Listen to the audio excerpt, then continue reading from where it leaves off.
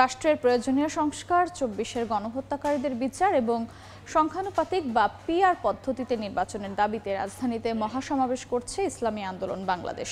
সোহরাওয়ার্দী উদ্যানে দুপুর ২টা থেকে মহাসমাবেশের আনুষ্ঠানিকতা শুরু হওয়ার কথা রয়েছে। ভোর থেকেই মহাসমাবেশ স্থলে আসছেন দলটির নেতাকর্মীরা। এরই মধ্যে দেশের বিভিন্ন প্রান্ত থেকে আসা নেতাকর্মীতে পূর্ণ হয়ে গেছে উদ্যান। আঞ্চলিক পর্যায়ের নেতাকর্মীরা জানান, জুলাই বিপ্লবের চেতনা সমুন্নত রাখতে সরকারের উচিত গণহত্যাকারীদের বিচার ও প্রয়োজনীয় সংস্কার শেষে আনুপাতিক পদ্ধতিতে নির্বাচন দেয়া। পিআর সিস্টেমে নির্বাচন দিয়ে নতুন বাংলাদেশের আমাদের যে আকাঙ্ক্ষা, সে আকাঙ্ক্ষা বাস্তবায়নের দাবি অন্তর্বর্তীকালীন সরকারকে আমরা জানাচ্ছি। প্রত্যেকটা দলই আপনার মনে করলেন সঠিকভাবে কথা বলতে পারবে, যে আমরা আমাদের প্রতিনিধি আছে, মানে সঠিক কথাগুলো বলতে পারবে। এই জন্য আমরা পিআর পদ্ধতিতে নির্বাচন চাই। সুন্দর একটা পরিবেশ সৃষ্টি হবে, এই জন্য সংস্কারের প্রয়োজন। এই মুহূর্তে সোহরাওয়ার্দী উদ্যানে আছেন সহকর্মী শফিক মুন্সি, সরাসরি যাচ্ছে তার কাছে। বেলা ২টা থেকে কিন্তু এই মহাসমাবেশের আনুষ্ঠানিকতা শুরু হবার কথা রয়েছে, কিন্তু সকাল থেকেই কিন্তু দেশের বিভিন্ন প্রান্ত থেকে ইসলামী আন্দোলন বাংলাদেশের যে নেতাকর্মীরা তারা এই সোহরাওয়ার্দী উদ্যানে আসা শুরু করেছে এবং তারই প্রেক্ষিতে কিন্তু এখন এই সোহরাওয়ার্দী উদ্যানের মূল সভাস্থল কানায় কানায় পরিপূর্ণ হয়ে গিয়েছে। আমরা জানি মূলত ৩টি দাবির তে আজকে এই সোহরাওয়ার্দী উদ্যানে তাদের এই মহাসমাবেশ। তাদের প্রথম যে দাবিটি সেটি হচ্ছে রাষ্ট্রের প্রয়োজনীয় সংস্কার করতে হবে।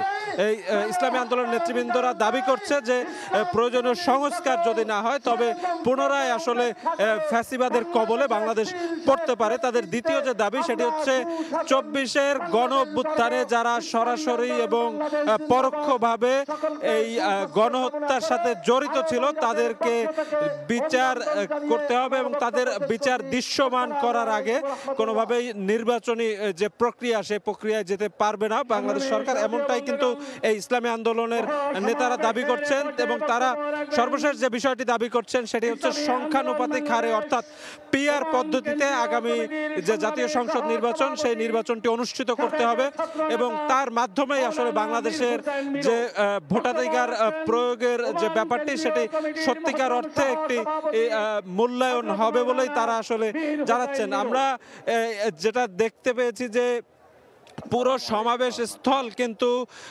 বিভিন্ন বয়সী মানুষের ঢলে পরিপূর্ণ এবং তাদের অনেকের হাতেই কিন্তু বাংলাদেশের জাতীয় পতাকা, ইসলামী আন্দোলন বাংলাদেশের যে দলীয় পতাকা আছে সেটিও আছে।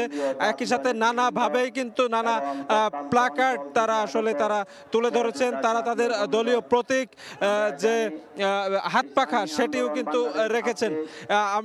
সকাল 11টা থেকে কিন্তু আঞ্চলিক পর্যায়ের যে নেতৃবৃন্দ আছে দলটির বিভিন্ন ইউনিটের সেই নেতৃবৃন্দ এই মঞ্চে উপবিত হয়েছেন এবং তারা তাদের বক্তব্য তুলে ধরছেন ধারাবাহিকভাবে। এবং জোহরের নামাজের পর অর্থাৎ বেলা ২টার পর দলটির আমির এবং সিনিয়র নায়েবে আমির সহ অন্য যে নেতৃবৃন্দ আছেন কেন্দ্রীয় এবং শীর্ষ পর্যায়ের তারা একে একে বক্তব্য দেবেন।